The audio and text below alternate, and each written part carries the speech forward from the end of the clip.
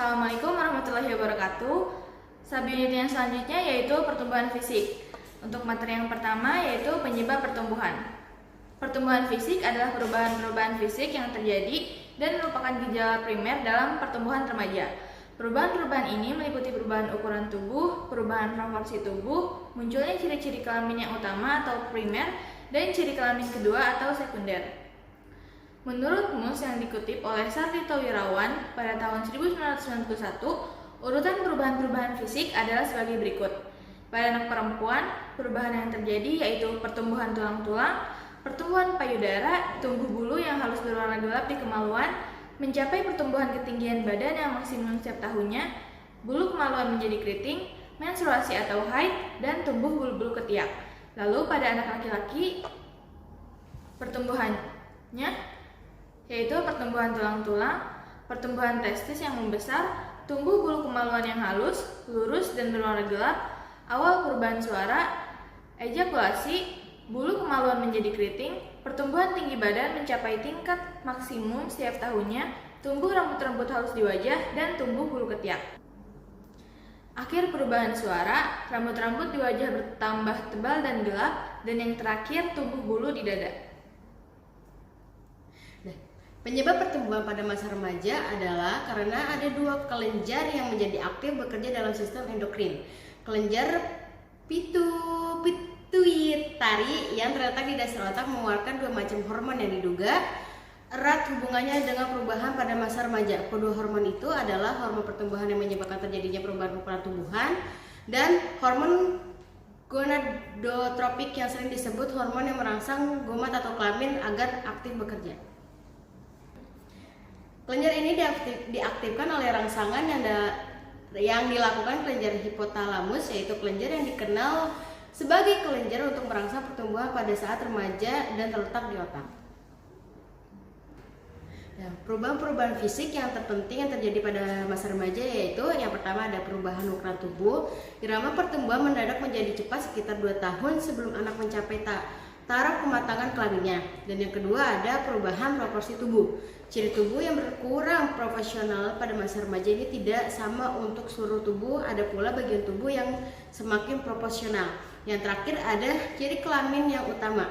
Pada masa anak-anak, alat kelamin yang utama masih belum berkembang dengan sempurna. Ketika memasuki masa remaja, alat kelamin mulai berfungsi pada saat ia berumur 14 tahun, yaitu pada saat pertama kali mengalami mimpi basah. Dan untuk yang terakhir sekali itu ciri kelamin kedua. Ciri kelamin kedua pada anak perempuan adalah membesarnya buah dada dan memuncatnya puting susu, pinggul lebar melebihi lebar dari lebar bahu, tumbuh rambut di sekitar alat kelamin, tumbuh rambut di ketiak dan suara bertambah nyaring. Yang selanjutnya yaitu ada 3 kriteria yang membedakan anak laki-laki daripada perempuan, yaitu dalam hal baik yang pertama yaitu kriteria kematangan seksual. Kriteria kematangan seksual tampak lebih jelas pada anak perempuan daripada anak laki-laki. Menarse atau menstruasi pertama dipakai sebagai tanda permulaan pubertas. Sesudah itu masih dibutuhkan sampai satu reproduksi. Yang kedua yaitu permulaan kematangan seksual, yaitu permulaan kematangan seksual pada anak-anak perempuan kira-kira 2 tahun lebih cepat mulainya daripada anak laki-laki. Lalu yang ketiga atau yang terakhir yaitu urutan gejala-gejala kematangan seksual. Pada anak perempuan, kematangan dimulai pada satu tanda kelamin sekunder dengan tumbuhnya buah dada atau payudara yang tampak di bagian putih susu yang sedikit mencuat. Hal ini terjadi pada usia antara 8 sampai 13 tahun. Yang selanjutnya yaitu kondisi-kondisi lain yang mempengaruhi pertumbuhan fisik anak. Antara lain adalah yang pertama pengaruh keluarga. Pengaruh faktor keluarga di sini meliputi faktor keturunan maupun faktor lingkungan. Lalu yang kedua pengaruh gizi. Anak-anak yang memperoleh gizi cukup biasanya akan lebih tinggi tubuhnya dan sedikit lebih cepat mencapai taraf remaja dibandingkan dengan mereka yang kurang memperoleh gizi. Lalu yang ketiga, gangguan emosional. Anak yang terlalu sering mengalami gangguan emosional akan menyebabkan terbentuknya steroid adrenal yang berlebihan dan ini akan membawa akibat pembentukan hormon pertumbuhan di kelenjar pituitari. Yang keempat yaitu jenis kelamin. Anak laki-laki cenderung lebih tinggi dan lebih berat daripada anak perempuan. Yang kelima, kesehatan anak-anak yang sehat dan jarang sakit biasanya akan memiliki tubuh yang lebih berat daripada anak yang sering sakit. Lalu yang keenam, pengaruh bentuk tubuh. Bentuk tubuh, apakah mesomorf, ektomorf, atau endomorf akan mempengaruhi besar kecilnya tubuh anak.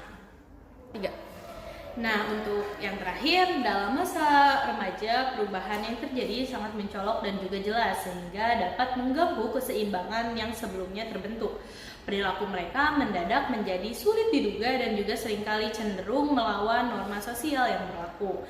Nah, meskipun pengaruh pubertas terhadap anak-anak remaja berbeda-beda, cara mereka melampiaskan gangguan ketidakseimbangan tampaknya sama. Beberapa bentuk pelampiasan yang mudah dilihat adalah ketersinggungan, tidak dapat diikuti jalan pemikirannya ataupun perasaannya.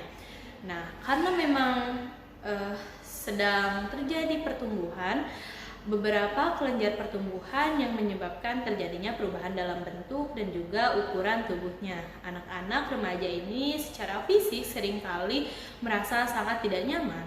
Misalnya ada keluhan, kegelisahan, nafsu makan berkurang, gangguan pencernaan, sakit kepala, sakit punggung, dan sebagainya. Anak-anak remaja tampaknya terlalu memperhatikan keadaan tubuhnya yang sedang mempengaruhi proses pertumbuhan. Tanggapan atas perubahan dirinya itu dapat digolongkan menjadi dua, yaitu mereka yang terlalu memperhatikan normal tidaknya dirinya, dan juga mereka yang terlalu memikirkan tepat tidaknya kehidupan kelaminnya.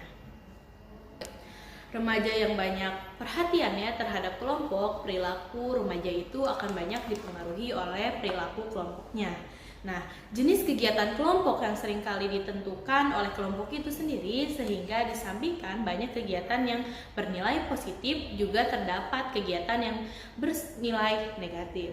Nah, perkembangan kegiatan pramuka, penyelenggaraan senam, kesegaran jasmani, dan juga pembiasaan hidup bersih perlu diprogramkan sebagai kegiatan-kegiatan kokurikuler dan juga ekstrakurikuler di sekolah perlu diprogramkan secara baik. Nah, pembentukan kelompok belajar dan juga bimbingan guru merupakan kegiatan yang dapat membentuk remaja untuk belajar teratur dan juga bertanggung jawab. Nah, sekian penyampaian subunit di kelompok kami. Wassalamualaikum warahmatullahi wabarakatuh.